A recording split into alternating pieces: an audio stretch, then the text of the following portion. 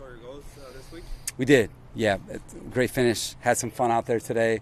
Again, I like the focus and the detail. I thought there was really good competition today out there. And it was just, again, like I said, I like the vibe out there. I think guys were serious about getting out there and having a good day of practice. We had good meetings this morning, and then you kind of create some morale and know that there's a lot of work to do before we come back. So, very happy with our players, our coaches, our organization, and, now we get some rest. How big of a challenge is it to get all these new pieces on defense clicking during training camp? We got plenty of time. The offseason, you have meetings, phase 1, phase 2.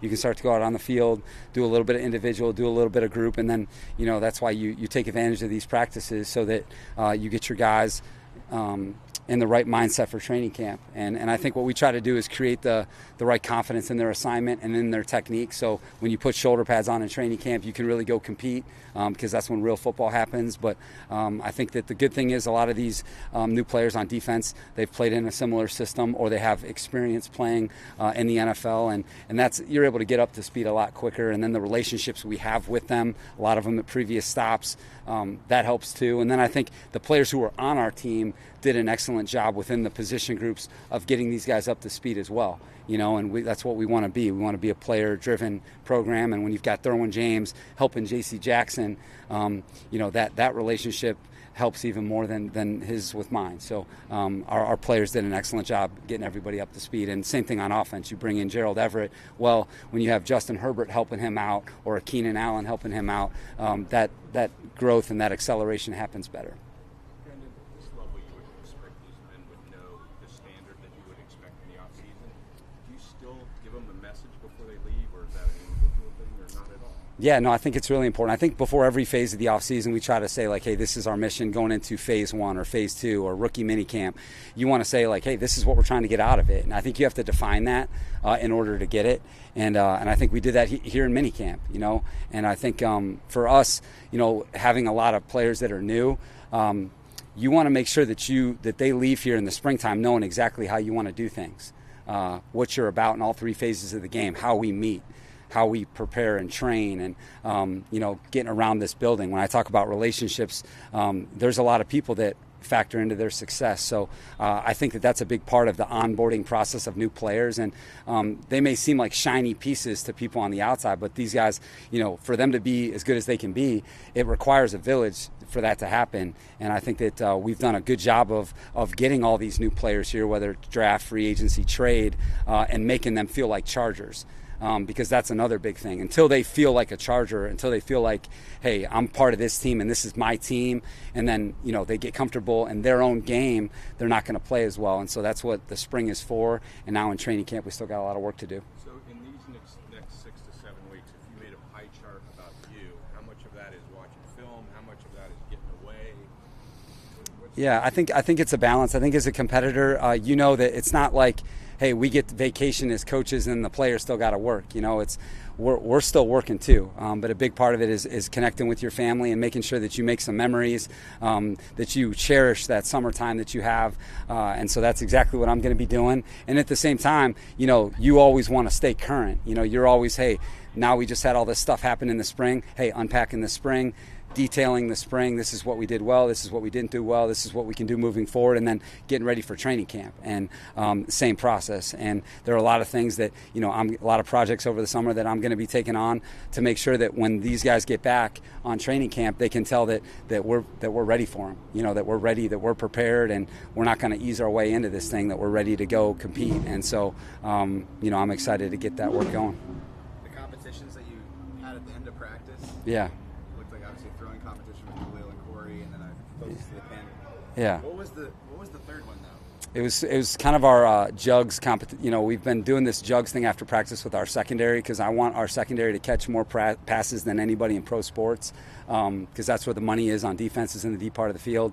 And we've been shooting these jugs at them pretty hard at a bunch of different angles. So I wanted to kind of create kind of a best 5 on defense versus a best 5 on offense and have that thing going. We were shooting that thing at 80 miles an hour or whatever it was. So the offensive guys were kind of caught off guard. Justin throws it pretty hard, but that was a tick harder. So, again, just wanted to finish with some fun. I saw Matt Filer at the golf outing, and he's got a really clean stroke. I thought he would take Fehoko down today, but Fehoko had some finesse today on the 58-degree wedge, and he was able to take him down. And then we had Corey go against Khalil on a kind of a quarterback challenge. So it was fun. Was this almost the optimal spring for you, Brandon? No headlines, off-field distraction type of thing, where to focus, which just on work, and compared to the rest of the league, you guys were pretty much under the radar.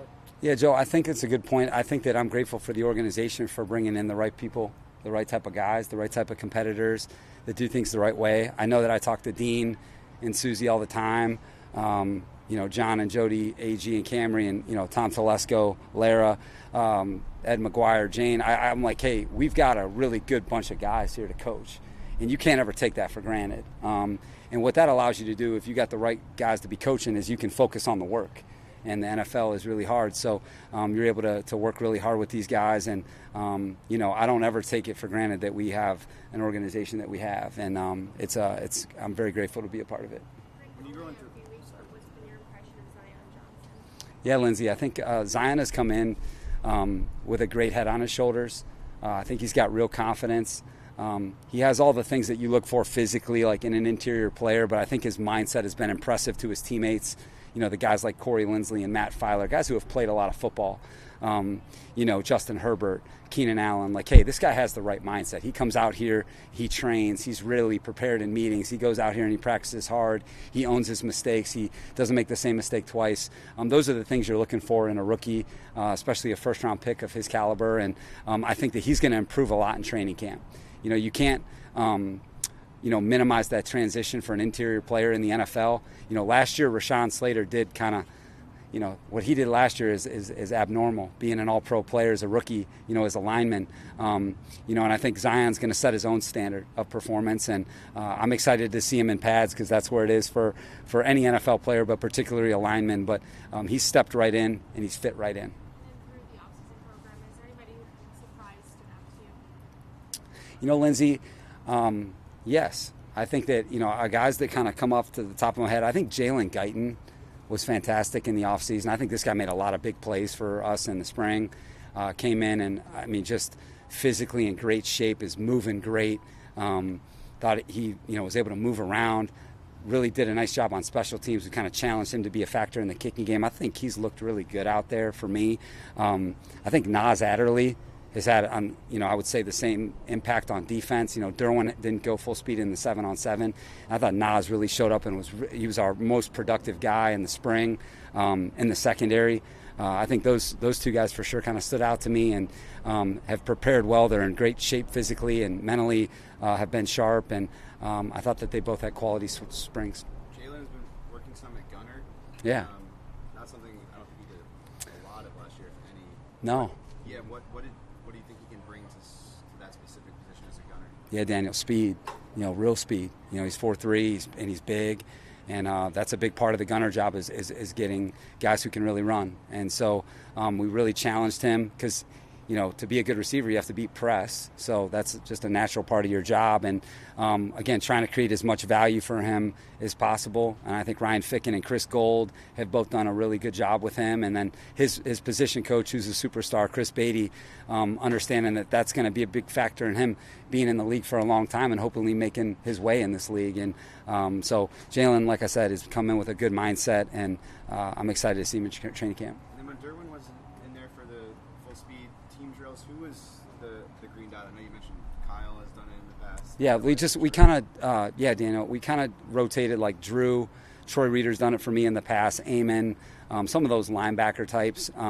Kyle has had it. He was one of the guys that had it. And then we had Cole Christensen. So we had some linebackers. And then, some of our safeties, are aware that we could do that with them. But we've kind of kept it as Derwin and then a bunch of linebackers. Brandon, with Xander Horvath, he's transitioned from running back at Purdue to now fullback. Yeah. How do you feel like that transition's gone for him? Again, Fernando, I think he's had a great mindset to come in as a fullback and learn that job. and then understanding how big of a job the special teams component's going to be, and him being a successful NFL player. He's changed his body where you kind of go from being a running back to a fullback, and making some physical changes. But he's come in with a good mindset. I think he's got some physical tools, and then we're going to learn a lot about him in pads. But he's been a fun guy to coach. I know Ryan and Chris have enjoyed coaching him, Derek Foster, and I'm happy to have him. With Austin not being here till minicamp, how is that other group of running backs look trying to? Has anybody kind of established as a second back yet? Yeah, I think there's going to be a lot of competition, Joe, with that second running back position and the third running back position, and special teams is going to be a big part of it. And I know that's what we've tried to do with Josh, Larry, and Isaiah, and the two young guys, Letty and Kevin, is just make sure that the kicking game is a big part of that equation, and then their role, in the passing game and in the running game, that'll be defined more when pads come on. But all of them have been mentally sharp, have caught the ball well. And that's going to be a big competition for us in training camp, for sure. Has Josh and Larry picked up more on special teams? Because that seemed to be a big step back for them last year. Yeah, I would say that they have a fresh slate with these guys. And I also think that there's that maturity that both of them have, knowing how important that role is. I think sometimes when you're a young back, maybe that doesn't register as much when you've kind of lived through more. And I've seen a real change in their mindset towards special teams this offseason.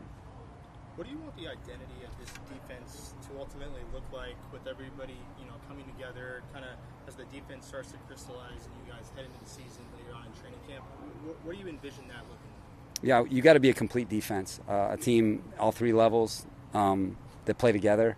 You got to play with toughness, you got to play with discipline, you got to play with physicality, and then you got to be able to match up because you're playing against so many different styles every single week. You got to be able to play a grinded out game. Or, hey, if they run it 40 times, hey, are you up for the challenge? All right, how are they running the ball? Are they running it two-back, physical game, or is it a shotgun-oriented attack?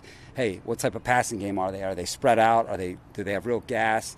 What type of all the quarterbacks we have to defend? The best defenses that I've been a part of, have those elements. They can match up no matter what's on the other side.